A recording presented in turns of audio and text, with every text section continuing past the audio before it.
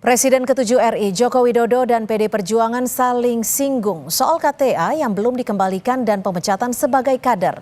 PDIP bahkan menyebut tak hanya Jokowi, namun keluarga Jokowi juga bukan lagi kader PDIP. Jokowi sendiri juga bereaksi, menyebut PDIP partai perorangan. Mengapa Jokowi dan PDIP yang sudah berseberangan haluan politik kembali saling ungkit mengenai kartu tanda anggota PDIP? Sudah ada pengamat politik sekaligus Direktur Eksekutif Indo Strategik, Mas Ahmad Khairul Umam. Mas Umam, terima kasih sudah bersama kami di Kompas Petang. Selamat sore, Mbak. Selamat sore, Mas Umam. Ini Pak Jokowi berulang kali menyebut hari ini ya bahwa partainya menjadi partai perorangan. Ini menyindir siapa? Hasto kah, Ibu Mega kah, atau bukan sindiran tapi ada makna tersendiri dari kata yang disampaikan Presiden ke-7 ini? Ya, ada beberapa kemungkinan dari statement dari Pak Jokowi tersebut. Pertama, bisa saja itu adalah ekspresi kepanikan dari Pak Jokowi sehingga memberikan respon jawaban yang tampaknya tidak begitu mudah untuk dicerna, sehingga kemudian beliau menyatakan partai perorangan. Jadi bisa saja ini adalah bagian dari slip of tongue. Tetapi kemungkinan kedua, bisa saja statement itu adalah sebuah ekspresi serangan balik kepada PDIP yang kemudian seolah dianggap sebagai sebuah partai yang berbasis pada personalisasi yang terinstitusionalisasikan ke dalam sebuah partai. Artinya bahwa seolah kelembagaan partai secara utuh, tetapi sebenarnya itu manifestasi dari individu, dari perorangan yang kemudian dijalankan oleh misalnya Bu Mega dan juga terah dari Soekarno misalnya. Nah, oleh karena itu situasi ini yang tampaknya menunjukkan bagaimana tensi dari hubungan atau relasi antara PDIP dengan Pak Jokowi semakin tinggi, terutama pada satu situasi pasca pilkada. Karena tampaknya dari teman-teman PDIP sendiri ketika memasuki proses pemilu, pilpres, masih mencoba untuk menahan diri, bahkan tidak menunjukkan sikap dan juga positioning yang clear untuk memecat atau memberhentikan Pak Jokowi. Tetapi baru kemudian setelah pilkada selesai, praktis tidak ada kompetisi politik lagi, maka kemudian tidak akan ada irisan-irisan terutama dari basis pemilih loyal masing-masing yang berpotensi kemudian mengalami shifting. Nah, inilah kenapa kemudian juga bisa kita pahami mengapa Mas Hasto selaku Sekjen PDIP baru begitu clear menyatakan positioning dari Pak Jokowi yang dianggap sudah tidak lagi menjadi bagian dari keluarga besar PDIP. Tapi gini Mas Umam, jika Anda menyebutnya ini ada bagian kemungkinan kepanikan atau slip of tongue atau mungkin serangan balik, tapi mengapa Pak Jokowi ini juga melontarkan bahwa dirinya masih menyimpan KTA PDI Perjuangan dan isu ini kembali diangkat seperti itu?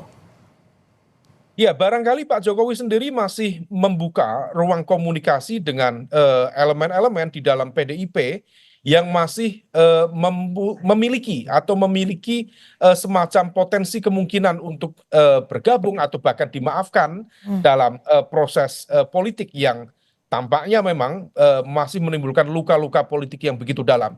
Nah, oleh karena itu ekspresi atau barangkali juga informasi yang cukup jujur, genuine, yang mengatakan bahwa beliau masih menyimpan KTA PDIP bisa dimaknai sebagai sebuah bentuk keberpihakan secara tidak langsung bahwa I am still part of PDIP. Apakah itu yang dari PDIP? Begini Mas Umam, jika memang Pak Jokowi masih membuka pintu untuk partai PDI Perjuangan seperti itu, apakah ini yang juga menjadi penyebab alasan hingga saat ini Pak Jokowi belum menentukan harus berlabuh ke partai mana?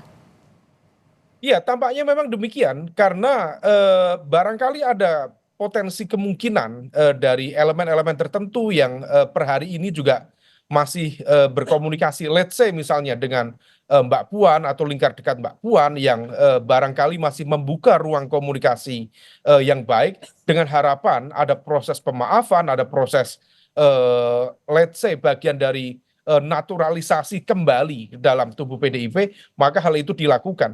Tetapi kalau misal kemudian begitu positioning dari PDIP, dari DPP clear, Mas Hasto menyatakan sikap secara clear, kemudian Pak Komarudin Watubun juga menyatakan secara clear untuk mengembalikan KTA PDIP, maka itu adalah sebuah ekspresi bentuk pemecatan secara terbuka di hadapan masyarakat, di hadapan publik. Maka kalau misal demikian, kita bisa memahami mengapa tampaknya Pak Jokowi masih mencoba untuk merawat harapan untuk tetap kembali ke PDIP. Tapi kalau misal demikian, saya yakin akan ada juga evaluasi cepat dari Pak Jokowi dan lingkar dekatnya untuk segera hijrah ke kekuatan politik lain. Oke. Karena dalam basis pertarungan kekuasaan, Oke. sistem proteksi yang paling kuat adalah tetap menjadi bagian dari kekuatan partai Tapi politik kalau dari yang hitung-hitungannya, memberikan, proteksi kepadanya. kalau dari kalkulasi politiknya, mana yang lebih butuh nih? Dari figur ketokohan, PDI Perjuangan yang lebih membutuhkan Pak Jokowi, atau Pak Jokowi yang lebih membutuhkan PDI Perjuangan sebagai wadah politiknya?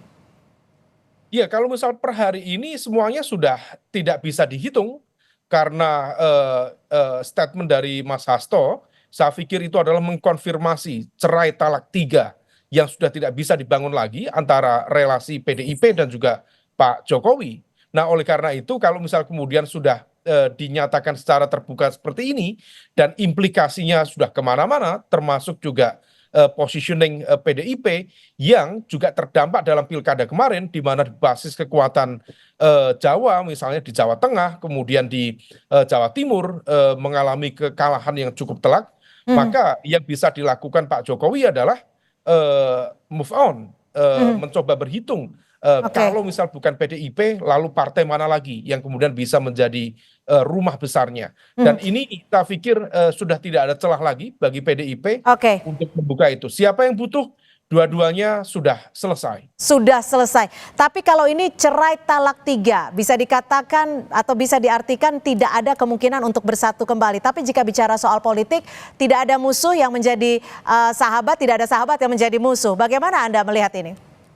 Betul sekali, tetapi dalam prosesnya tentu dibutuhkan sebuah fase-fase yang cukup natural untuk melakukan rekonsiliasi, melakukan muhasabah satu sama lain sehingga kemudian bisa tersambung kembali basis cara pandang, visi, pemikiran hingga kemudian kembali menjadi bagian dari keluarga besar.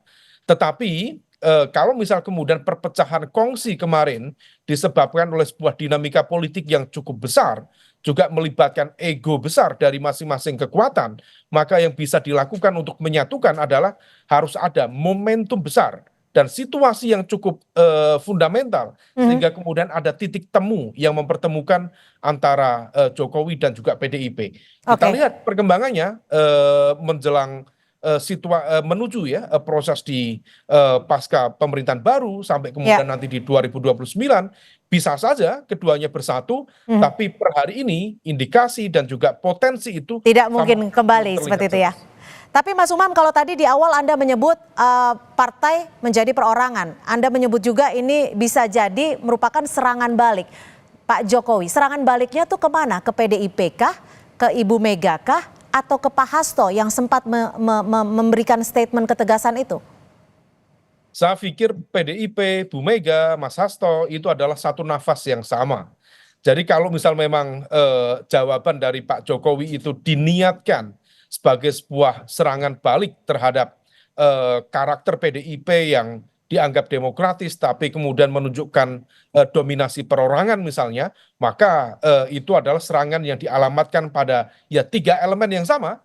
Karena bagaimanapun juga tidak bisa memisahkan Bu Mega dengan PDIP atau Mas Hasto yang per hari ini juga masih berstatus sebagai sekjen DPP PDIP dan juga menjadi orang kepercayaan dari Bu Megawati Soekarno Putri selaku ketum PDIP itu sendiri.